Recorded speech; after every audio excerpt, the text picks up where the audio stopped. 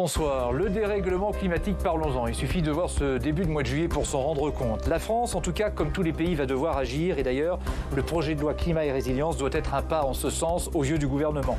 Le président de la République a même promis un référendum sur le climat pour faire entrer dans la Constitution l'obligation de garantir la préservation de l'environnement. Mais ça ne fait pas l'unanimité, et en particulier les sénateurs qui font une bataille de blocage contre cette définition. Pour les Français, en tout cas, l'écologie est devenue, c'est certain, une préoccupation sinon quotidienne, au moins importante. Est-ce que ce sera un enjeu pour l'élection présidentielle de l'année prochaine? Ça, c'est une toute autre question. En attendant, ce soir, dans l'édition publique, le rendez-vous public chaque lundi sur LCP Public Sénat avec Le Figaro, nous recevons Barbara Pompili. Bonsoir. Bonsoir. Vous êtes ministre de la Transition écologique. On va commencer par parler de la vaccination parce que ça, c'est vraiment au cœur des débats aussi.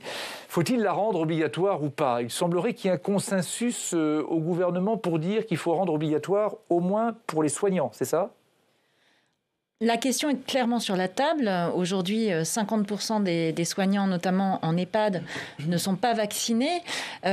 Aujourd'hui, il faut qu'on se pose collectivement la question de comment on peut aider les plus fragiles et comment on peut aider ceux qui sont les plus exposés. On sait que dans les EHPAD, il y a des risques, même si les personnes sont vaccinées. Et donc, les personnels soignants qui sont à leur contact, qui sont dans leur mission vis-à-vis d'eux, moi, je les appelle, je les encourage à continuer leur mission, à la poursuivre en faisant cette vaccination. Ça, c'est le message du gouvernement. On va parler un petit peu des anti-vaccins. Parce que quand on regarde qui sont les anti-vaccins, il y en a un petit peu partout. Mais on les retrouve notamment dans la sphère écologiste au sens large du terme. Je ne parle pas du parti Europe Écologie Les Verts seulement, mais dans la sphère écologiste. Comment vous expliquez ça ? Écoutez, moi je l'explique certainement par un manque d'information et un manque de recul. Moi je vais vous dire les choses très simplement. Je suis écologiste, je suis vaccinée, ma fille est vaccinée et j'encourage tout le monde à se vacciner. C'est-à-dire que l'écologie n'est pas antinomique du vaccin? Évidemment non. Mais pourtant, ça vient de là, entre autres, les gens qui ne veulent pas se vacciner, qui disent parce que c'est des produits chimiques qu'on nous met dans le corps, parce qu'on ne sait pas quelles sont les retombées pour la santé. C'est culturel aussi? Mais encore une fois, regardons l'histoire. Les vaccins ont sauvé des millions de vies. Des millions de vies. Un vaccin... Bien sûr, comme tout médicament, ça peut avoir des effets indésirables. Mais les effets indésirables sont d'abord vérifiés, sont étudiés et nous avons des agences de santé qui sont là pour valider les vaccins. Une fois que les vaccins sont validés, vaccinons-nous. Nous en avons besoin pour retrouver tous une vie normale, pour éviter une troisième vague, une quatrième vague, maintenant même, qui malheureusement pourrait se profiler, comme l'a dit mon collègue Olivier Véran. Donc, soyons tous responsables, vaccinons-nous pour retrouver le plus vite possible une vie normale. Alors, je disais tout à l'heure, vous êtes au centre de l'actualité, notamment avec votre projet de loi constitutionnelle sur le climat, dont on va parler avec Brigitte Boucher de LCP, Assemblée nationale. Bonsoir Brigitte. Bonsoir Francis. Et Steve Jourdain de Public Sénat. Bonsoir, Brigitte. Francis. Bonsoir Barbara Pompili. Bonsoir. Le Sénat rejette votre projet de loi constitutionnelle sur le climat. Vous vous y attendiez ? Écoutez, comme je vois ce qui s'est passé sur la loi climat et résilience, qui est un autre pan de la politique que nous menons en matière de transition écologique, je constate, j'avais quelques doutes, et bien là, les doutes se lèvent.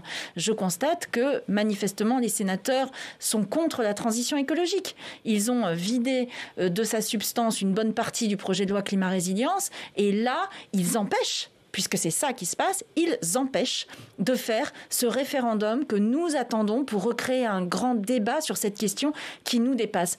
Je crois partagée entre la colère et en même temps l'envie de continuer.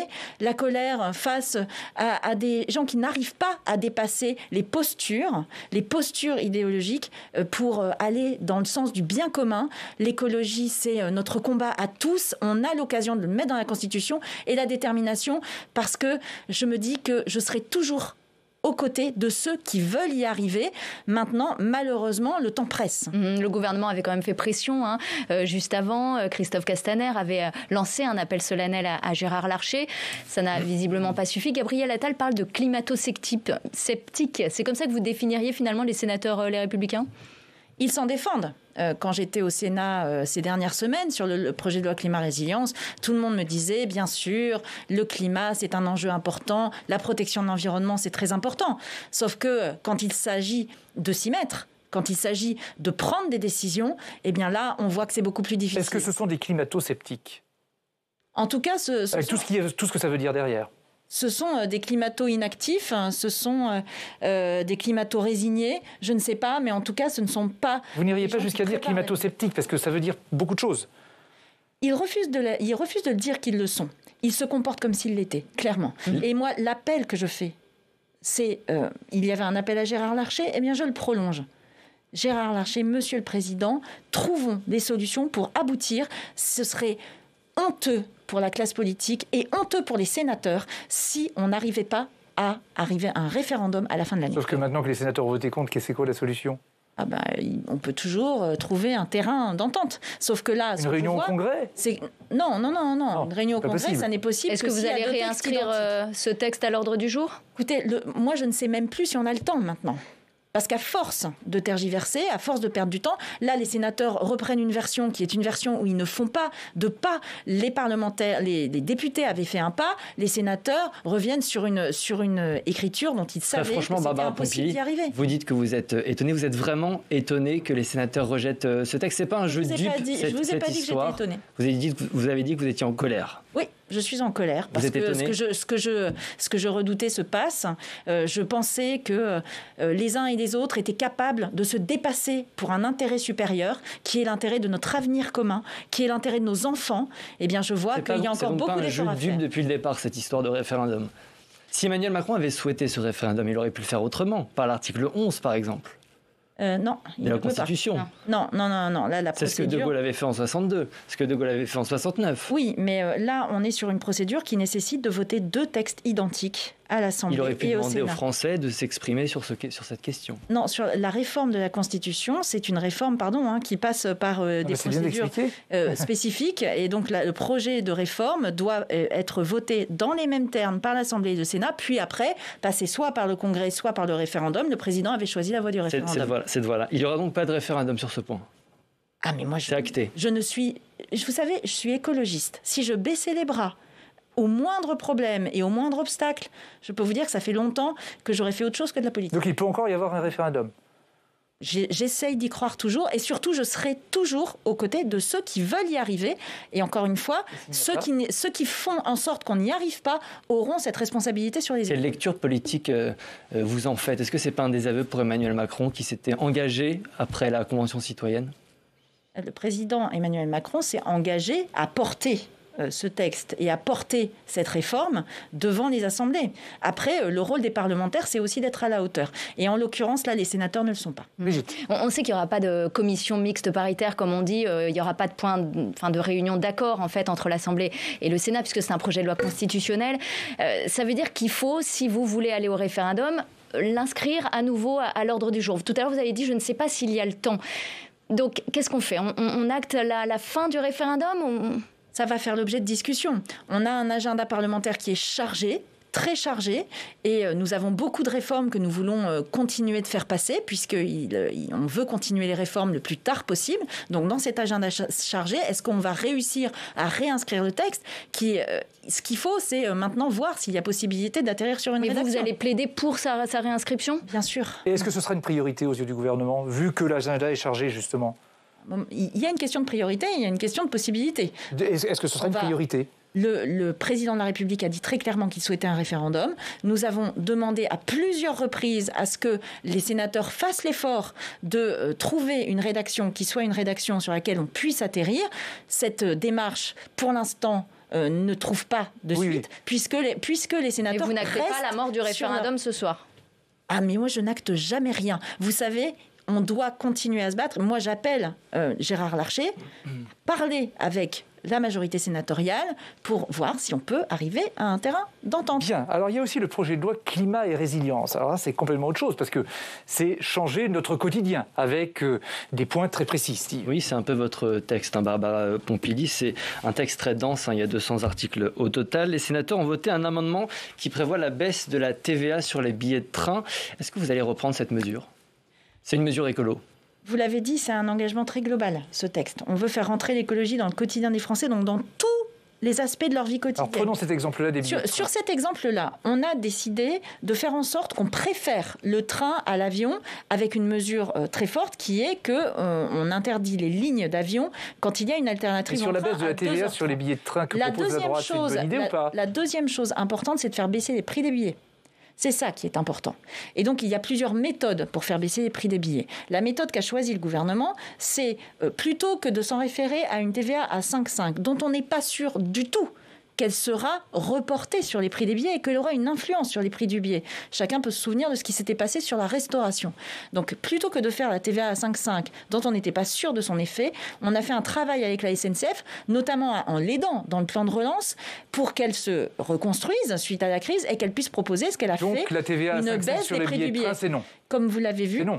Non. Ce qui est intéressant là, c'est la baisse de la TVA ou c'est la baisse des prix des billets ? Mais non, mais juste. Dites-moi. Donc la baisse de la TVA, c'est non, c'est pas la bonne méthode pour vous. Je ne suis pas pour les totems et la méthode qui a été choisie par le gouvernement, c'est une baisse des prix des billets maintenant. Et si vous allez sur le site internet de la SNCF pour voir les prix des billets, vous verrez que les prix ont effectivement baissé. Autre mesure intéressante, les menus végétariens dans les cantines scolaires. Les sénateurs, ils ont rejeté la généralisation de cette mesure. Est-ce que vous allez la rétablir ? Est-ce que c'est important pour vous ? Oui, et alors là, pour être très clair, je me désole qu'on soit encore en 2021 obligé de se battre sur ces histoires de menus végétariens. Le menu végétarien, c'est quelque chose qui permet de donner un choix à tous. C'est en plus, c'est pas unique. Alors, là, ce qui était dans le texte de loi, c'était la généralisation de ce qui était dans Egalim, c'est-à-dire un menu par semaine dans toutes les cantines de France qui soit végétarien. Et puis après, il y avait des débats sur quand il y a plusieurs menus, ajouter un menu végétarien. Qu'on puisse donner ce choix, qu'on puisse permettre aussi de manger moins de viande, mais de la viande de meilleure qualité et de la viande qui soit de la viande de nos terroirs, comme on le dit. On a la chance d'avoir en France des très bonnes viandes. Donc vous allez rétablir cette mesure ? Donc bien sûr que nous allons rétablir cette mesure qui est une mesure simple. On doit réfléchir à ce qu'on mange. La viande, l'élevage, c'est 15% des émissions de gaz à effet de serre dans le monde. Et sur le terrain, vous ne craignez pas que les maires traînent un peu des pieds ? En l'occurrence, c'est le contraire. Là où l'expérimentation a été faite pour Egalim, c'est quasiment partout, eh bien ça se passe globalement très bien. Il y a même eu des recherches d'effets sur le gaspillage, puisqu'on avait un peu peur qu'il y ait du gaspillage. Au contraire, on voit que ça ne crée pas, que ça ne génère pas plus de gaspillage qu'ailleurs. Et ça génère aussi une réflexion entre tout le monde sur justement comment on élabore les nouveaux menus, comment on essaye les papilles des enfants sur des nouveaux goûts, etc. Donc en général, c'est plutôt très instructif pour tout le monde. Brigitte. Alors à propos des maires, toujours, il y a la droite qui veut leur donner un droit de veto contre l'installation de nouvelles éoliennes. Pourquoi ne pas leur accorder ce droit que beaucoup de maires réclament d'ailleurs ? Tout à fait. Et là, vous montrez encore des reculs qui ont été faits par le Sénat. Les menus végétariens, ce droit pour les maires.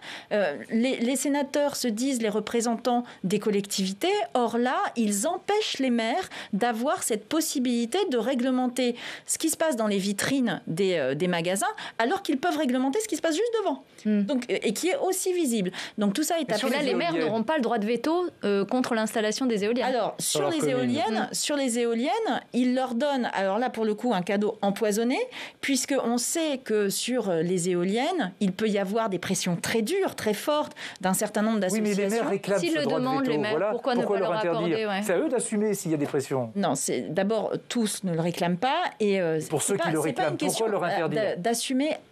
À eux d'assumer. À un moment, la politique de transition énergétique, c'est une politique nationale. C'est une politique avec des objectifs nationaux. Et dans la loi climat-résilience, on va les décliner au niveau des régions. On va mettre en place des concertations, parce que c'est ça qui a manqué. Certains ont eu le sentiment d'avoir des éoliennes qui poussaient comme ça un petit peu partout. On a besoin de développer les renouvelables, quoi qu'on fasse après d'ailleurs sur les choix pour le nucléaire. Donc c'est concertation plutôt que droit de veto. Et donc il faut de la concertation. On va mettre en place aussi, et j'ai demandé au préfet de faire une cartographie des endroits où on peut mettre des éoliennes, avec plein en regardant la biodiversité, en regardant le patrimoine culturel, en regardant s'il y a du vent, tout bêtement. Oui.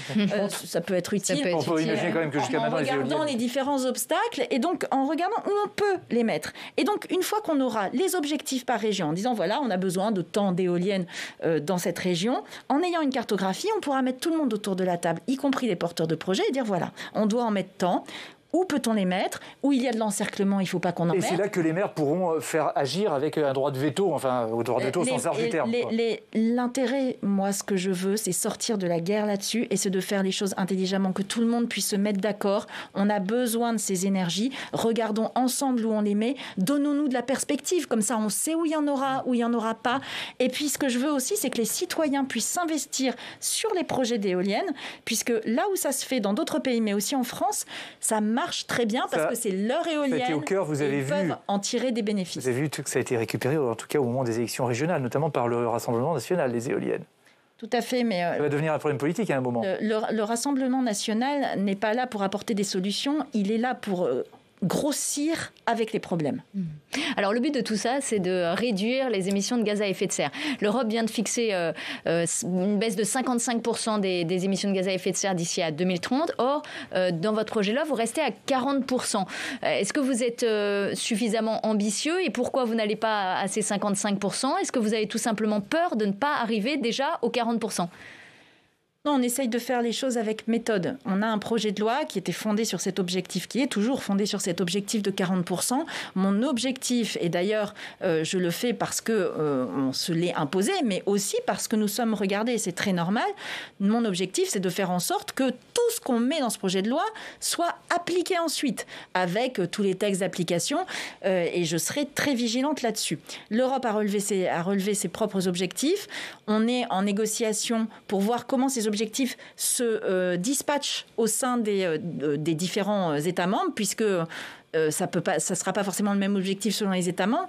Donc, en fonction des négociations que nous allons avoir, nous allons pouvoir apporter notre pierre. C'est-à-dire que ce sera une moyenne, 55%. Par exemple, il y a des pays qui pourront faire 60 et d'autres 30. Tout à fait. C'est une moyenne en fonction des points de départ de où chaque pays est. Mais il faudra changer la loi, du coup ? Non, il ne faudra pas changer la loi. Par contre, on est en train de regarder et on fait ça correctement. C'est pour ça qu'on ne va pas faire ça au détour d'un amendement. On est en train de regarder dans quel domaine on peut essayer de pousser plus loin, avec quels moyens, comment. Et ça demande un tout petit peu de travail. Mais les 40%, vous êtes déjà sûr d'y arriver ? Les 40%, on fait tout pour y arriver et on a des études qui montrent que si on met en place tout ce qu'on a dit, avec volontarisme, et surtout en revenant sur les reculs évidemment opérés par les sénateurs, on devrait pouvoir y arriver. Autre sujet, Barbara Pompili, vous êtes personnellement poursuivie en justice par des militants écologistes pour inaction climatique. C'est un délit qui peut aller jusqu'à 2 ans de prison et 300 000 euros d'amende. 30 000 euros d'amende. Comment vous avez réagi quand vous avez appris cette plainte? Vous avez pris connaissance de cette plainte? Oui, j'ai vu que c'était une opération de com'. Assez loupé d'ailleurs, j'ai trouvé. Ça fait un peu de... Voilà, moi j'ai pas trop à commenter ce genre de choses. Ce que je vois, c'est que ces personnes qui font ce genre d'action sont très promptes à attaquer, à critiquer ce qui ne va pas. Et à la limite, c'est tout à fait leur droit. Et c'est tout. Moi, j'ai toujours pensé que c'était important qu'on ait des ONG qui nous titillent et qui nous poussent, qui nous motivent à avancer plus. Maintenant, j'aimerais bien aussi que ces mêmes personnes soient un peu plus présentes quand je dois me battre pour développer les énergies renouvelables, quand je dois me battre quand il s'agit de mettre en place les zones à faible émission pour lutter contre la pollution de l'air qui tue 40 000 personnes par an. Eh bien là, quand je dois me battre face à des gens qui sont très opposés à cela, ou même parce qu'il y en a qui ne comprennent pas bien pourquoi on fait ça, là, il n'y a plus personne. Alors, la justice, et là, toujours, c'est un petit peu plus compliqué d'aller sur le terrain pour essayer de trouver des solutions. La justice. Le Conseil d'État vient d'intimer au gouvernement de prendre des mesures pour le climat d'ici 9 mois. Concrètement, qu'est-ce que vous allez mettre en œuvre ? Ça revient un peu à ce que je vous ai dit tout à l'heure, dans les suites de la loi climat-résilience, puisque le Conseil d'État, comme vous l'avez dit vous-même, en fait, le Conseil d'État dit, pour atteindre ces objectifs de baisse de 40% des émissions de gaz à effet de serre d'ici 2030, il faut mettre en place un certain nombre de mesures. Dans les 9 mois. Dans les 9 mois. C'est tenable ? Dans les 9 mois, c'est l'objectif de la fin du quinquennat. Justement, est-ce que c'est tenable ? Moi, je vais tout faire pour que ce soit tenable. Mon rôle, c'est de le faire. Et donc, on a la loi climat-résilience qui est, en fait, le véhicule pour cela. Il y a d'autres véhicules, mais principalement, c'est ce véhicule-là. Et donc, moi, ce que je vais faire, c'est mettre en place le plus vite possible tous les outils d'application de cette loi, notamment les décrets d'application. Les décrets d'application, vous savez que pour ça rentre dans les 9 mois. C'est une procédure un peu longue, mais on va faire en sorte que ça rentre. Et le Conseil d'État, il est dans son rôle quand il vous intime ça ? Mais le Conseil d'État, en fait, il a été saisi dans le cadre d'une affaire et le Conseil d'État nous pose des questions en nous disant comment allez-vous faire Donc, il est dans pour son atteindre rôle. vos objectifs. Vous n'y voyez pas une attaque personnelle? Bien sûr. Vous savez, ce que je constate, c'est qu'il y a de plus en plus de juridictions, on l'a vu en Allemagne, on l'a vu aux Pays-Bas, qui se penchent sur ces questions-là. Je crois que c'est positif parce que, quelque part, ça montre que enfin le droit et le droit de chaque pays, le droit européen, le droit international, prennent en compte la protection de l'environnement. Ça détonne au gouvernement, parce qu'il y a des décisions du Conseil d'État qui ont été prises, qui ont fait beaucoup réagir, y compris le président de la République, en disant que ce n'était pas du niveau du Conseil d'État. Ça détonne un petit peu. Depuis le 1er juillet, les prix du gaz ont augmenté de 10%. 10%, c'est énorme, non ? C'est une augmentation qui est liée tout simplement au cours du gaz sur le marché. Ça reste énorme, donc vous pouvez rien faire. C'est une augmentation qui est liée au cours du gaz, qui est liée aussi au fait qu'on a eu un mois d'avril très froid et qu'on n'avait pas assez de renouvelables qui fonctionnaient. Donc ces hausses du prix, on est obligé de les faire entrer en application. Maintenant, on a mis en place beaucoup d'aides pour justement aider les personnes qui ont le plus de mal à payer leurs factures, notamment avec l'augmentation du chèque énergie. Le chèque énergie, on a 350 000 personnes de plus, ménages de plus qui peuvent l'avoir. Est-ce que vous demandez à ces distributeurs de gaz finalement de renoncer à ces hausses? Non. C'est l'avenir en tout cas au moins.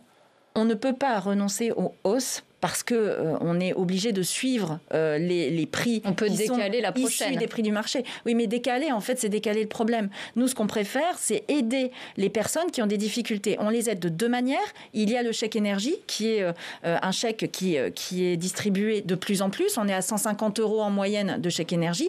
Et puis, on aide aussi les personnes à avoir moins besoin de payer leur chauffage, c'est-à-dire en baissant leurs factures grâce aux travaux pour lesquels on les aide avec MaPrimeRénov', avec l'accompagnateur Rénov' qui est dans la loi Climat Résilience. Bref, faire en sorte que leurs factures baissent durablement. D'une énergie à une autre, et on va terminer là-dessus, Brigitte. Oui, effectivement, les syndicats et les parlementaires de gauche sont opposés au projet Hercule. C'est un projet qui prévoit de scinder en 3 entités EDF. On sait que le président Emmanuel Macron va bientôt rendre un arbitrage, mais est-ce que vous pensez qu'il pourrait y renoncer ?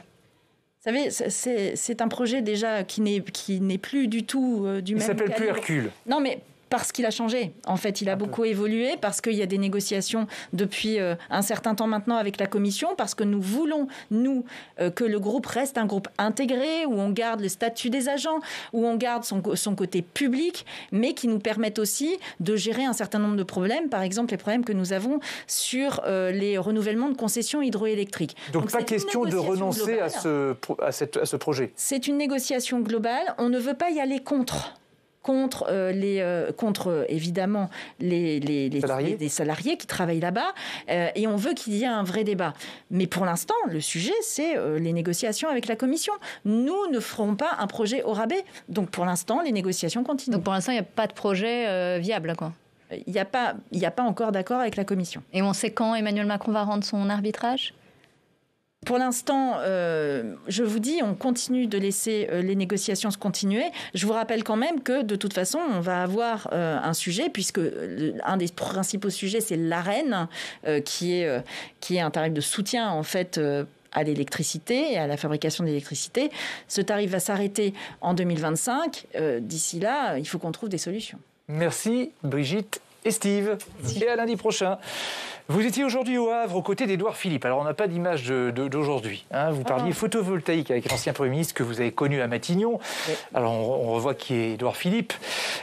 Édouard Philippe, est-ce que c'était un bon Premier ministre ? Vous n'étiez pas sa ministre, mais est-ce que c'était un bon Premier ministre ? Oui, c'était un bon Premier ministre qui a eu affaire à des crises dures. Hein. Il a géré la crise des Gilets jaunes, il a géré la première partie de la crise de la Covid, et il l'a géré, je crois, de la manière la plus pragmatique possible. Et à moi, comme à d'autres, ce qui m'a impressionné, c'est sa capacité aussi à dire les choses simplement, clairement, à avouer aussi quand il ne savait pas. Je crois que c'est une Ça preuve pourrait être un bon candidat à la présidentielle. À ma connaissance, il n'est pas du tout candidat à la présidentielle. Vous savez, dans le documentaire qui est passé hier sur France 5, il se pose la question. Il laisse toutes les pistes ouvertes. Écoutez, moi je suis membre du gouvernement d'Emmanuel Macron, je suis dans l'équipe présidentielle, je travaille pour le bilan d'Emmanuel Macron, donc je ne vais pas m'amuser à faire des non, c'est juste théories, pour avoir votre sentiment. C'est pas une théorie, c'est avoir votre sentiment. Des théories est-ce que il y a tellement de candidats à la présidentielle, est-ce que ce serait Ce que je peux vous dire, c'est qu'Édouard Philippe, quand j'étais avec lui au Havre aujourd'hui, m'a beaucoup parlé de sa ville, m'a beaucoup parlé de ce qu'il faisait dans sa ville et pour la transition écologique. On a parlé de la fabrication d'éoliennes offshore au Havre, qui va être un des bateaux amiraux de la construction d'éoliennes en mer en France. Voilà de quoi nous avons parlé. Et maintenant, on accueille Yves Tréhard. Bonsoir Yves. Bonsoir Francis. Et directeur adjoint du Figaro. Bonsoir Barbara Pompili. Alors, il y a une nouvelle qui est tombée cet après-midi, c'est le garde des Sceaux qui est convoqué par la Cour de justice de la République le 16 juillet pour une histoire de conflit d'intérêts, assez compliquée d'ailleurs. Il va pouvoir rester garde des Sceaux alors qu'on sait qu'il y a une mise en examen de façon presque garantie ce jour-là. Vous me demandez à moi d'avoir un avis là-dessus. Oui. J'ai pas d'avis là-dessus. Et c'est pas à moi de prendre des décisions de ce genre. Est-ce qu'on peut être ministre quand on est mis en examen ? Écoutez, encore une fois, ce n'est pas à moi de prendre ce genre de décision. Dans la mesure du possible, ce qu'il faut, c'est toujours laisser la justice faire son travail correctement. Je vais pas vous ressortir les éléments de langage habituels, mais c'est la séparation des pouvoirs, ça s'appelle, et j'y suis très attachée. D'accord. Alors, Éric Dupond-Moretti, c'est aussi quelqu'un qui est de votre région, la grande région des Hauts-de-France. Il est parti au combat pour les élections régionales là-bas, avec d'autres ministres d'ailleurs. Et il a fait un score plutôt assez médiocre. Enfin bon, il n'a pas été retenu. Est-ce que vous trouvez que c'était sa place d'aller dans ce genre de scrutin, alors que c'est pas un professionnel de la politique non plus ? Mais enfin, il faut savoir ce qu'on veut quand même. Ouais. On a beaucoup de nos concitoyens qui disent il faut du renouvellement, on en a marre de la vieille classe politique, etc. Et puis après, quand on a des personnes qui arrivent avec leur énergie, avec leur envie, Éric Dupond-Moretti, il est quand même connu pour s'être beaucoup investi dans son domaine, qui est le domaine de la justice, qui a des compétences pour le sujet. Quand il arrive, on dit ah bah oui, mais c'est pas un professionnel de la politique. Il faudrait savoir. Ouais. Donc il est ministre. Il fait son travail de ministre et puis il a voulu porter le message qui est un message qu'il porte depuis toujours, qui est un message de lutte contre le Rassemblement national. Il l'a porté. Après, les électeurs ont les messages fait leur travail. Vous les partagez tous, ces messages ? Sur le Front National ? Complètement. Non, en général. Je vais pas. Vous n'êtes pas réputé pour avoir tout à fait les mêmes idées que lui, quand même, sur beaucoup de choses. Dites-moi sur quoi ? Notamment sur le féminisme. Il me semble qu'il porte le message de l'égalité entre les hommes et les femmes, de l'égalité des droits et de l'égalité dans tous les sens du terme. Est-ce que vous attendez, parce que partie des Français l'attendent, que le président de la République s'exprime après ces élections pour nous dire qu'est-ce qu'il va faire jusqu'à à l'élection présidentielle ? Oui, je crois que ce serait une bonne chose. Qui s'exprime. Oui, qui donne un peu le cap de la fin de ce quinquennat. On a beaucoup de dossiers, on en a parlé de quelques-uns, mais on a un agenda de réforme qui est un agenda lourd d'ici la fin de l'année et qu'il donne les grandes directions. Je pense que ce serait une bonne chose. Ce qui veut dire que vous ne voyez pas le cap, là, pour le moment. On a un cap, mais c'est toujours bien de réaffirmer un cap régulièrement. Alors, il n'a pas été content après vous, parce que vous avez critiqué la réforme de l'assurance chômage. Votre mouvement en commun, en tout cas. En tous les cas, votre mouvement en commun, c'est toujours le cas. Il vous a fait une réflexion ? Non, il y a le fait que la majorité présidentielle soit une majorité qui est composée de sensibilités différentes, c'est quelque chose qui me paraît extrêmement sain, qui est bon pour le débat et qui permet justement d'avancer. J'ai toujours cru et je suis convaincue que le débat démocratique est une manière de faire avancer les choses. Donc nous sommes en soutien du président, en soutien de cette majorité, avec une richesse supplémentaire, avec des débats que nous mettons sur la table. Et cette position sur l'assurance chômage était une position qui était connue depuis longtemps. Et par exemple, s'il reprenait on attend d'ailleurs, on retient notre souffle, mais est-ce qu'on va reprendre la réforme des retraites ?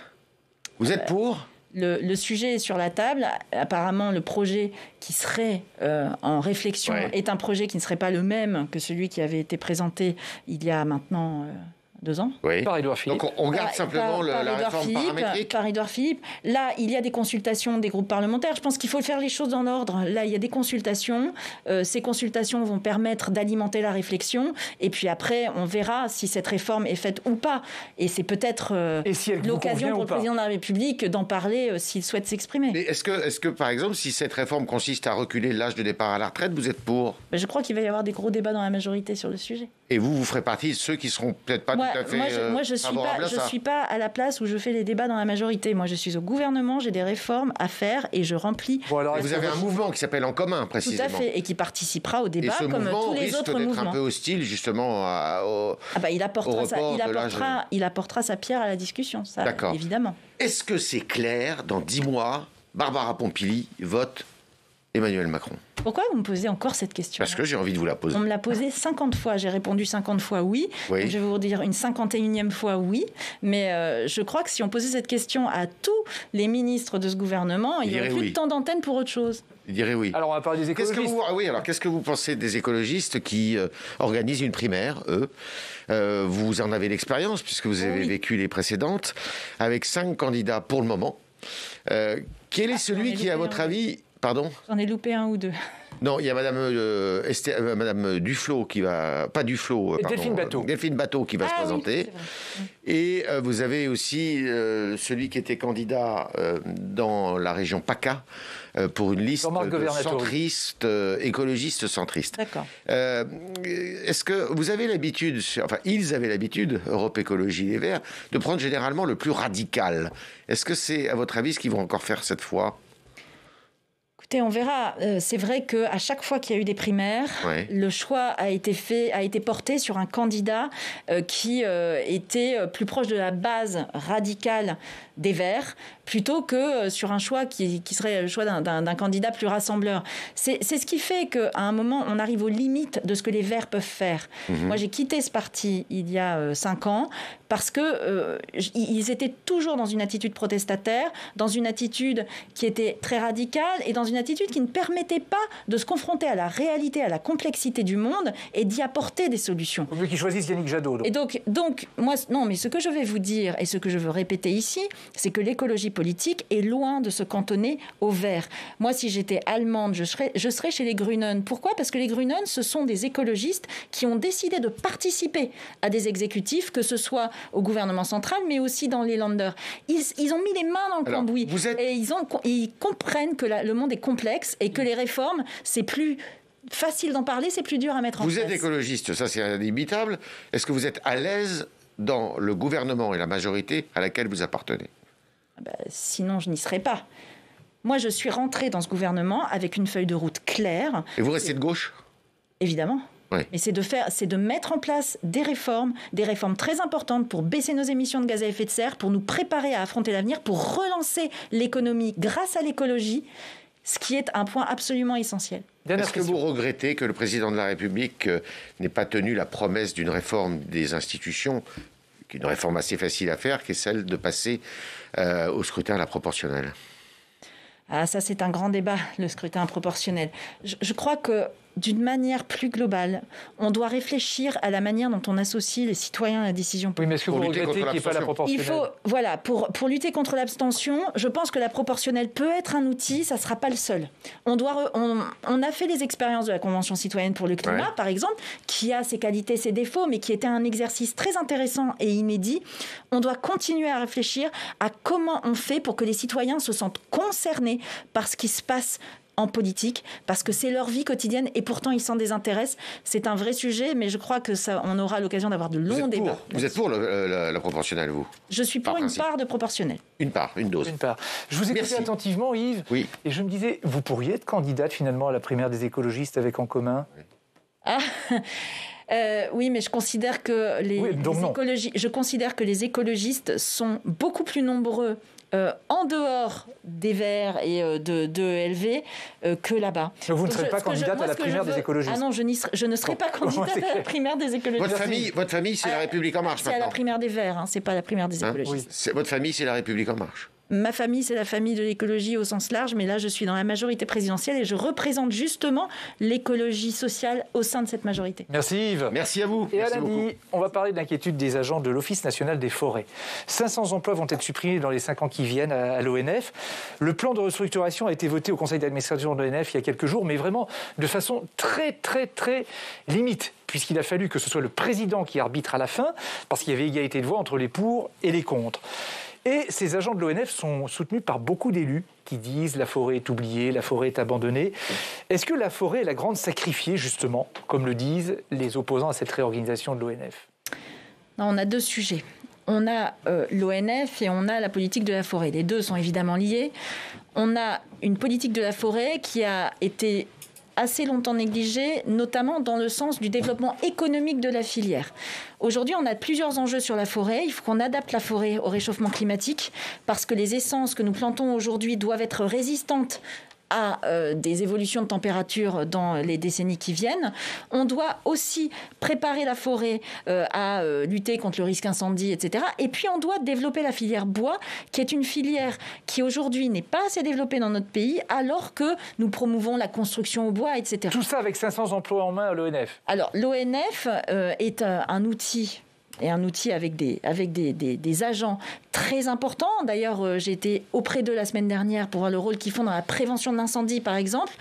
Ils sont obligés de travailler avec effectivement des effectifs qui sont limités parce que l'État fait des efforts partout. Moi, je crois qu'à un moment, il faut arrêter de trop limiter les personnels.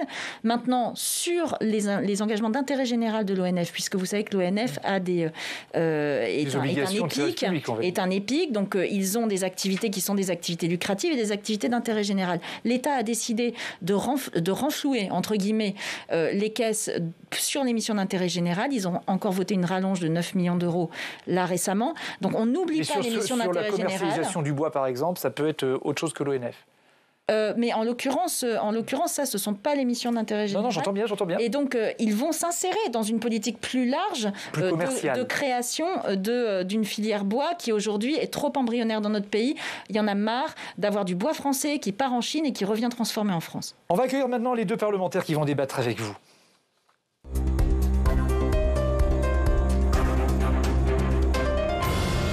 Par ordre alphabétique, Julien Aubert, bonsoir. Bonsoir. Vous êtes député LR de Vaucluse et vous avez été aussi auteur d'un rapport parlementaire sur le coût de la transition énergétique en pointant particulièrement les éoliennes. Et ça tombe bien parce que c'est un sujet aussi qui mobilise votre voisin Guy Benarroche. Bonsoir. Bonsoir. Vous êtes sénateur Europe Écologie Les Verts des Bouches-du-Rhône. Vous n'êtes pas venu dans le même train, vous auriez pu, c'est la même région. C'est pas la même ligne peut-être. Alors on va parler des éoliennes et c'est vous qui commencez, Julien Aubert. Et évidemment, Guy Benarroche, vous pourrez embrayer au fur et à mesure des réponses de la ministre. Ben oui, effectivement, Madame le Ministre. On est d'accord que la base de l'écologie, c'est lutter contre le dérèglement climatique. Donc, il y a une question que je ne parviens pas à résoudre. C'est pourquoi est-ce qu'on dépense, on engage, on n'a pas encore tout dépensé, mais entre 70 et 90 milliards d'euros pour le soutien à des énergies renouvelables électriques, l'éolien, dont on sait d'ailleurs qu'il provoque les polémiques qu'on connaît, qui finalement est une petite partie du vrai fardeau, qui est surtout le fardeau dans le domaine du chauffage, dans le domaine des transports, sur lequel on a évidemment des besoins de financement. Pourquoi mettre le paquet, entre guillemets, sur cette énergie si controversée, dont on pourrait rappeler aussi d'ailleurs, je dirais parfois l'inefficacité, puisque je prends par exemple le dernier mois de juin, à part le 12 et le 20 juin, la production éolienne en France et en Allemagne a été extrêmement faible. Il y a même un jour où on a atteint 1,8% de la capacité installée. C'est pour vous dire que c'est vraiment de l'intermittence. Pardon ? Parce qu'il n'y avait pas assez de vent. Parce que le mois de juin, effectivement, a été particulièrement peu venteux. Les énergies renouvelables, on en a besoin. On en a besoin parce que nous avons besoin d'un mix énergétique, un mix électrique en l'occurrence, diversifié. On me répond souvent quand je dis mais écoutez, si on fait pas de renouvelable, qu'est-ce que vous voulez ? Écoute, on va faire du nucléaire. Bon, très bien. Sauf que quand nous avons des agences comme l'Agence internationale de l'énergie qui nous dit que le renouvelable va compter pour 90% de la production mondiale d'électricité et qu'il y aura 10% de nucléaire, Personne ne dit l'inverse. Et que, au niveau de la France, nous avons des scénarios de changement du mix électrique. Et que ces scénarios vont du plus de nucléaire au moins de nucléaire, que dans tous ces scénarios, il y a une augmentation très forte des renouvelables. Moi, je dois défendre et je dois faire avancer les énergies renouvelables. Toutes les énergies, vous le savez bien, ont des qualités et des défauts. C'est comme ça. Mais avoir tous ces œufs dans le même panier, c'est très dangereux. Oui, alors tous les œufs dans le même panier. Après, je laisserai mon collègue. Oui, mais il va envoyer sur certainement pas. Je veux dire, on pourrait très bien, si vous voulez, on pourrait très bien élargir. Après, on n'est pas obligé d'avoir une programmation pluriannuelle de l'énergie qui fait des choix très forts en disant on va concentrer l'essentiel des moyens pour développer 2 électricités particulières qui sont intermittentes. Et comme vous l'avez dit, c'est le mix électrique. Alors que notre problème, c'est notre dépendance au gaz et au pétrole, qui sont donc complètement, si vous voulez, hors champ et qui eux mériteraient qu'on s'y attaque si véritablement on veut baisser les émissions de CO2. Non, mais la dépendance au gaz et au pétrole, on s'y attaque, en l'occurrence, puisqu'on électrifie nos voitures, qui sont quand même une des grandes émissions de gaz à effet de serre. Le transport, c'est à peu près un quart de nos émissions de gaz à effet de serre, un peu moins. Nous avons aussi tous les programmes du plan de relance sur la décarbonation de l'industrie. Donc là, nous utilisons tout ce qui est les fours, tout ce qui est les appareils de production qui utilisent aujourd'hui du charbon, qui utilisent du fuel, etc. Nous les finançons, nous mettons 4 milliards d'euros pour justement qu'ils passent à la décarbonation. La décarbonation, ça va vers l'électrique, évidemment. Nous soutenons le développement de la filière hydrogène, nous soutenons les économies d'énergie. Donc nous ne soutenons pas que les renouvelables. Mais les renouvelables, et je parle bien de tous les renouvelables, doivent être développés dans notre pays. On en a besoin. Oui. Vous êtes un peu entre les deux, là. Alors, je ne suis pas entre les deux, en fait, mais je suis étonné par l'entame de mon collègue député de la région PACA, parce qu'il parle du coût des éoliennes, très bien, et le coût du nucléaire. Est-ce que vous avez comparé le coût du nucléaire au coût d'une éolienne? Est-ce que vous savez combien va coûter le nucléaire au kilowattheure produit en 2030 par rapport au coût de l'éolienne, du kilowattheure produit par une éolienne en 2030? Je pose la question très clairement. Moi, nous l'avons fait, donc je peux vous dire, ne parlez pas que de coûts en parlant de l'éolien. L'éolien fait partie d'un mix énergétique. Aujourd'hui, on sait très bien que nous avons besoin de ce mix énergétique d'énergie renouvelable. Ça doit représenter, comme l'a rappelé Barbara Poppy, 90% de notre production énergétique, y compris nucléaire, y compris d'ici 2050. On va dire. Voilà. Donc aujourd'hui, nous devons développer ces filières. Nous devons investir au moins autant sur les filières d'énergie renouvelable que ce que nous avons investi pendant des années sur le nucléaire ou sur les énergies carbonées. C'est une nécessité. C'est une nécessité pour remplir ce que vous avez voté, enfin ce que vos collègues ont eux-mêmes voté au Sénat. C'est une des rares choses intéressantes qu'ils ont voté. C'est de rentrer dans l'objectif européen, c'est-à-dire des 55% de diminution des gaz à effet de serre d'ici 2050. On en a parlé tout à l'heure. Alors, votre question à Barbara Pompili, c'est quoi?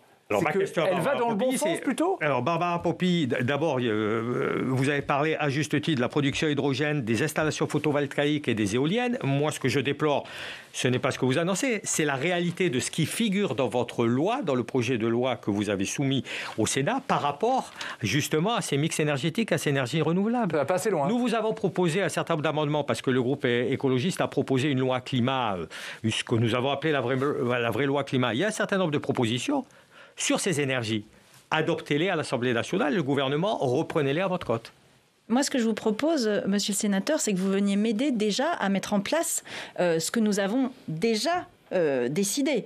C'est-à-dire que nous avons le développement des énergies renouvelables à faire, nous avons beaucoup d'opposition sur les éoliennes, mais le problème, c'est que nous n'avons pas de l'opposition que sur les éoliennes onshore, donc à terre. Nous avons des oppositions sur l'éolienne en mer, nous avons des oppositions quand il y a des projets de méthanisation, nous allons avoir, je vous fiche mon billet, sur le photovoltaïque, etc. Donc on a besoin aussi d'avoir des personnes qui viennent expliquer les enjeux, la complexité et expliquer, vous l'avez dit tout à l'heure, sur les coûts de production. On va avoir des coûts de production, c'est pas moi qui le dis, c'est l'Agence internationale de l'énergie, qui vont être 3 à 4 fois supérieurs pour le nouveau nucléaire que les énergies renouvelables en moyenne. Alors, est-ce que vous êtes prêt à aider le gouvernement là-dessus? Non, mais la question, c'est à un moment le portefeuille des Français. Donc, là, vous faites rire les deux parlementaires. Il se passe quelque chose là. Quoi qu'on fasse, nous allons devoir de toute façon investir sur notre mix électrique. Nous avons nous avons un parc nucléaire qui est vieillissant, qu'il va falloir de toute façon soit remplacer par du nouveau nucléaire, soit par des énergies renouvelables, soit par un mix des deux. Je veux répondre à votre question, si vous voulez bien. Je veux bien répondre à la question. Est-ce qu'on est prêt à vous aider? Est-ce qu'on est prêt à aider le gouvernement? Mais ça fait des années qu'on aide la société française en général à avancer dans la voie de la transition écologique et énergétique. Ça fait des années qu'on propose un certain nombre de choses et encore une fois, bien entendu qu'on est prêt à aider. Mais c'est ce qu'a déploré un de vos prédécesseurs célèbres, Nicolas Hulot.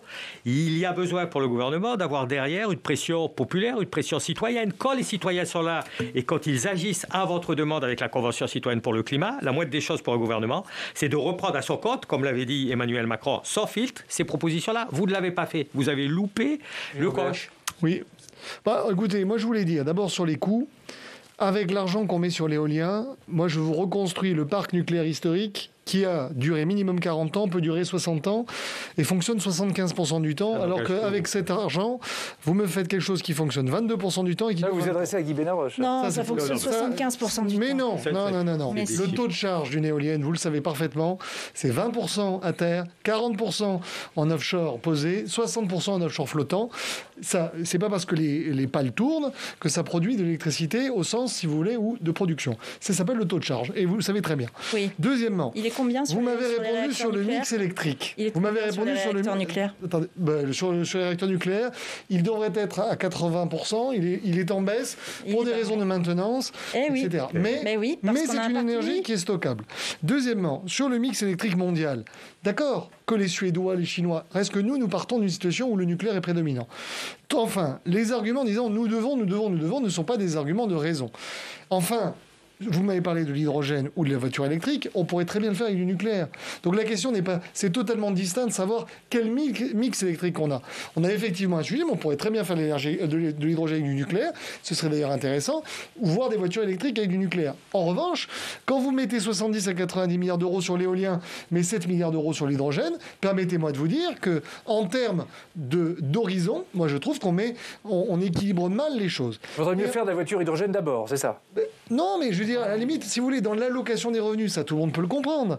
Quand vous mettez, s'il y a un effet, alors pour être honnête, il y a un effet hystérèse du temps. C'est-à-dire, comme on a commencé par le photovoltaïque et l'éolien, ça pèse, si vous voulez, dans les comptes. Reste qu'à un moment donné, si on veut réallouer pour l'avenir, il faut bien évidemment arrêter d'aider ces énergies d'ailleurs qui embêtent les Français, qui tuent des oiseaux. Je dis ça à une écologiste, mais si. Alors Guy Benaroche lève les yeux au ciel. C'est vrai que ça tue les oiseaux. Jusqu'ici, vous restiez dans des arguments sur lesquels on pouvait échanger. Mais Ligue de protection des oiseaux. C'est vrai que ça tue des oiseaux. 0,3 et 18 oiseaux par oiseau, Guy Benaroche. Forcément que ça doit tuer des oiseaux. Je peux vous dire, c'est pas grave. Entre 0,3 et 18,3. Non, la Ligue de protection des oiseaux est favorable à l'éolien. Donc elle est favorable à l'éolien, mais comme toute activité, l'éolien peut avoir effectivement des impacts sur la biodiversité, notamment sur les oiseaux ou sur les chauves-souris. Et c'est pour ça qu'on travaille avec les associations pour faire en sorte que les implantations des parcs se fassent à des endroits où l'impact sur la biodiversité est moindre. Ça s'appelle de la logique. Après, sur le reste, on fabrique avec quoi l'hydrogène ? Avec de l'électricité. Ben voilà. Et d'origine nucléaire. Et donc l'électricité. Oui. Écoutez, si vous voulez du 100% nucléaire, moi je vous dis que c'est dangereux. C'est dangereux. On a besoin d'avoir un mix diversifié. Le mix, après, le taux de diversification du mix, eh bien, il fera l'objet d'un débat. Et ça tombe bien. À la rentrée, nous allons avoir des scénarios. Nous allons avoir 6 scénarios qui sont des scénarios gérés par Réseau Transport d'électricité. Donc en plus, qui vont s'intéresser à la question du stockage, à la question des réseaux, à la question de tous les intérêts et les défauts de chaque technologie. Et sur la base de ces scénarios, on va pouvoir débattre. On débattra plus en l'air. Là, on aura la vérité des prix. On aura la vérité de tout ce qu'inclut telle ou telle énergie. Il y a des énergies qui produisent des déchets. Il y a d'autres énergies qui demandent des occupations d'espace, etc. N'oubliez pas l'homme. Et enfin, on aura un vrai débat. Mais tout ce que je peux vous dire, c'est que moi, je serai attentive à, 1, ce que le débat soit juste, et 2, qu'on fasse attention au coût et qu'on fasse attention aussi à ne pas tomber dans les dogmatismes qui tuent le débat politique. Oui. C'est une question dogmatique, ça, cette histoire de l'énergie ? C'est pas une question dogmatique. Là, je suis d'accord avec Barbara Pompili. C'est une comparaison à faire, une comparaison des coûts, des rendements aujourd'hui, de ce qu'a coûté le nucléaire, encore une fois, de ce qu'on inclut dans le coût d'une énergie. Le traitement des déchets, si on ne l'inclut pas dans l'énergie nucléaire, forcément, ça diminue le prix de l'énergie nucléaire. Donc, il faut faire certaines études ont été faites. Et le coût sur les oiseaux, bien sûr qu'il faut en tenir compte. Et le coût sur l'homme, et les dangerosités d'énergie nucléaire, et les accidents nucléaires. Si vous n'en tenez pas compte, si ça compte pour 0 pour vous, vous dites qu'il faut tenir compte de l'homme. Combien le nucléaire a tué de Français en 40 ans, rappelez-moi. C'est pas que les Français, monsieur Omer, on parle ici d'énergie au niveau mondial. On parle de stratégie mondiale. Le charbon a tué plus d'hommes. Le charbon a tué plus d'hommes que le nucléaire, mais le sujet, c'est pas le nucléaire, le sujet, ce sont les éoliennes. Alors, on va parler d'autre chose, Guy Benarroche, parce que vous voulez parler des ZFE. Alors, ce sont les zones à faible émission. Vous allez nous dire ce que c'est et nous dire où vous voulez en venir. En fait, ces ZFE qui sont en soi une excellente idée. C'est-à-dire en clair, moins de circulation dans certaines zones pour que ça pollue moins. Voilà, moins de circulation avec un contrôle sur certains types de véhicules en fonction de leur niveau de pollution, on va dire, et de telle façon à petit permettre dans ces zones d'avoir moins de pollution parce que tout simplement, on sait très bien maintenant à quel point cette pollution des véhicules tue chaque année un certain nombre de personnes, en France mais aussi à l'étranger, partout, voilà, on ne va pas s'arrêter aux frontières. Et donc pour limiter cette pollution atmosphérique et ses effets sur la santé, il faut limiter dans certaines zones la circulation de ces véhicules. Nous, on proposait de le faire d'une manière pas très rapide, pas trop rapide, mais quand même d'une manière assez proche dans les années qui viennent, alors que effectivement, de recul en recul, y compris par le Sénat, on en arrive en fait à des propositions qui ne servent plus à rien, c'est-à-dire qui repoussent, encore une fois, à l'enquévin, comme on dit dans le Midi, un certain nombre de mesures. Ouais. Alors ça, j'avais pas compris. L'enquévin, ça veut dire à l'année prochaine, vous savez, c'est toujours trop tôt, donc on va repousser. C'est toujours trop tôt, voilà. Alors Barbara Pompili, vous souhaitez qu'elle accélère le mouvement? Et bien entendu, non seulement il faut l'accélérer à ce niveau-là, mais il faut l'accélérer aussi sur les véhicules qu'on pourra mettre en circulation. Bien sûr. Sur leur niveau de pollution, sur leur niveau de dangerosité, et puis il faut inciter d'autres mobilités, en particulier, par exemple, c'était une de nos mesures phares, rendre obligatoire et général les forfaits mobilité durable. Alors, vous avez raison, c'est encore un recul du Sénat. Le fait de repousser... de la droite, vous voulez dire, très clairement. Oui. Le fait de repousser de 5 ans la mise en œuvre de ces ZFE, je rappelle que ces ZFE sont faites pour lutter contre la pollution de l'air qui tue 40 000 personnes par an. C'est la 3e cause de mort évitable en France et les sénateurs ont considéré qu'il était urgent d'attendre alors que c'est tout simplement, c'est les pots d'échappement sur les poussettes des enfants. C'est des choses simples. Donc pour répondre à ça, les ZFE sont un outil d'ailleurs qui existe ailleurs en Europe. Les zones à faible émission, je refais le sous-titre de temps en temps. Parce que... Vous avez raison. Ça existe ailleurs en Europe où c'est mis en place. Et d'ailleurs, on tire des expériences de ce qui se passe ailleurs, parce qu'il y a des endroits où ça se passe bien et d'autres où il y a des calages à faire. Ce qui est important, c'est de ne pas empêcher la mobilité des gens et des professionnels. Donc, pour faire face à ça, on met en place un certain nombre d'outils pour aider les gens à changer de véhicule, la prime à la conversion qui a très bien marché, le bonus qui permettent de changer sa voiture pour acheter une voiture qui est moins émettrice ou électrique, mais aussi des voitures à essence. On développe les transports en commun. On a mis en place beaucoup d'appels à projets pour développer les transports en commun pour que les gens puissent se déplacer. Les primes à la conversion concernent aussi les professionnels. Il ne faut pas oublier les artisans qui ont besoin, avec leur camionnette, de rentrer en ville. Justement, une petite question. Est-ce que ce que fait Anne Hidalgo à Paris, c'est un exemple pour vous? Vous avez de plus en plus de rues fermées à la circulation, des choses comme ça. Anne Hidalgo, elle a le courage politique de mettre en place un certain nombre de mesures. Parce que c'est facile de se dire écologiste en théorie et de le faire dans la réalité. Donc Paris est un exemple pour vous. Il y a certainement des choses que j'aurais faites différemment. Il n'empêche qu'elle met des choses en place, qu'elle y va. Ce qu'il faut surtout, c'est qu'on le fasse dans la concertation et qu'on trouve des solutions pour tout le monde. Moi, ce qui est le plus important pour moi, c'est que les zones à faible émission soient mises en place, mais que l'accompagnement autour, pour que tout le monde puisse se déplacer correctement, soit mis en place.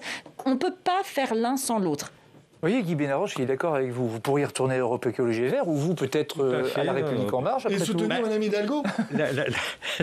J'oserais pas le dire de cette façon-là, mais la différence, effectivement, c'est que nous sommes d'accord, mais que beaucoup de mesures ou beaucoup de décisions qui sont à prendre maintenant sont différés dans le temps par le gouvernement et c'est ce que nous reprochons. Et donc la loi le gouvernement renvoie la balle à la droite en disant que c'est la droite qui bloque. Mais la droite n'a pas arrangé les choses au Sénat, soyons clairs. Elle a sur certains points, elle a mis une certaine régression. Tout dépend du point de vue. De mon point de vue, elle a amélioré le dispositif. C'est votre choix de penser que la pollution de l'air n'est pas un problème de santé publique grave. Non, c'est ma liberté de penser qu'on ne résout pas le problème en en créant d'autres et que ce n'est pas forcément le bon moyen. Vous avez un autre sujet sur lequel vous voulez interroger la ministre de la Transition écologique. Parfaitement. Moi, il y a quelque chose qui m'a ému. Un jour, j'ai reçu ces circassiens professionnels du cirque, qui vivent avec leurs animaux, n'ont souvent d'ailleurs pas un niveau d'études très élaboré, ils sont souvent pas le baccalauréat, et qui expliquaient désemparés que finalement ils avaient été choisis comme mesure symbolique dans un texte un peu fourre-tout pour supprimer les animaux dits sauvages qui sont en fait élevés en captivité depuis plus d'un demi-siècle dans les cirques. Et je voudrais savoir quelle est la logique derrière quand on sait que, quand on parle d'itinérance d'animaux, vous avez d'autres activités où il y a de l'itinérance. Si on parle d'animaux en cage, il y en a d'autres. Donc est-ce que c'est le premier domino dans votre esprit? Ou est-ce que c'était pour dire, je prends un exemple. Et moi, je trouvais ça injuste, au-delà du spectacle populaire, parce qu'ils en vivent et parce qu'ils s'occupent bien de leurs animaux. Vous répond. Moi, je trouve que c'est aussi la noblesse de la politique d'être capable de prendre des mesures qui sont en lien avec l'évolution de notre manière de voir les choses et notamment de voir notre relation avec l'animal. Ça a évolué. Nous avons aussi des études scientifiques qui nous montrent ce que nous ne savions pas avant, que l'itinérance pour les animaux et pour certains animaux en particulier, n'est pas adapté à leur bien-être, tout simplement, au fait de vivre correctement. Et donc, c'est pour ça que nous arrêtons l'itinérance pour les animaux. Évidemment, c'est quelque chose qui prend du temps. Nous avons pris d'autres mesures. Nous avons pris des mesures sur les delphinariums, nous avons pris des mesures sur les visons, nous avons pris des mesures sur les zoos aussi, pour que les zoos adaptent leurs enclos. Ce que vous demandez, Julien Aubert, est-ce que c'est le début de la fin des animaux sauvages dans les cirques? C'est ça, si j'ai compris. Est-ce que c'est le premier élément? Parce que demain, il y aura... Enfin, vous mélangez des choses très différentes. Les visons, on les tue. Donc, dans les cirques itinérants. Mais c'est quelque chose qui prend du temps. Moi, j'ai annoncé ça en septembre dernier. Là, nous sommes dans la phase où nous avons beaucoup de discussions, notamment avec les circassiens, parce que c'est vrai qu'on leur demande une évolution dans leur travail. On leur demande de se priver de ces animaux sauvages avec lesquels ils travaillaient en itinérance. Là, ça ne concerne pas les cirques, qui sont des cirques qui restent sur place. Le travail est en train de se faire. D'ailleurs, je passe un message à cette occasion. Les textes ne sont pas sortis. Les décrets, normalement, devraient sortir d'ici septembre. Je pense les signer en septembre, parce que nous travaillons aux conditions. Quels animaux commencent en premier, où on les met. On ne peut pas faire ça n'importe comment. Bien, et évidemment, on travaille sur la reconversion des circassiens. Ce que je peux dire simplement, c'est qu'aujourd'hui, les animaux, les cirques avec animaux continuent de travailler et c'est normal. Ils ont le droit de le faire. Et donc, qu'il ne soit pas le sujet de permettez-moi de répondre. 1, les cirques sans animaux, ça ne marche pas. 2, il y a une demande populaire. 3, quand on fait la transhumance et qu'on ramène les moutons, on bouge aussi les animaux. Et 4, quand on fait l'élevage de chevaux et qu'on fait l'itinérance de chevaux. Donc, si vous voulez, le problème, c'est que votre argument, demain, peut conduire à la disparition d'un certain nombre d'activités. C'est la crainte, en tout cas, qui est exprimée. C'est très mauvais. Et la ministre a répondu. On va faire un détour maintenant par le Figaro Live. Vous nous attend Vincent Roux. Bonsoir Vincent. Une question que font circuler vos lecteurs ou nos téléspectateurs, c'est laquelle? Et les réseaux sociaux également. Bonsoir Francis, bonsoir Barbara Pompili. C'est l'étude Esteban de Santé publique autour de la contamination de 100% de la population française, entre 90 et 100% de la population française par des métaux lourds. Ce qui est assez étonnant, ce qui est assez fascinant, c'est que Santé publique France décrit avec beaucoup de précision le phénomène, y compris chez les enfants, mais finalement ne préconise aucune solution. Alors qu'est-ce qu'on fait, Barbara Pompili? On fait rien. Alors d'abord, cette étude, elle fait partie de plusieurs études en fait qui se suivent depuis un certain temps sur ces métaux lourds. D'abord, il faut faire la différence entre détecter des métaux lourds et le danger pour la santé publique. Aujourd'hui, c'est pas parce que vous avez des métaux qui sont dans votre corps détectables que vous êtes en danger. Il y a des normes, il y a une réglementation, il y a des niveaux d'exposition et la réglementation, évidemment, est faite pour que vous n'ayez pas plus d'exposition que... Donc vous dites aujourd'hui, il n'y a pas de danger? Non, on va étudier les résultats.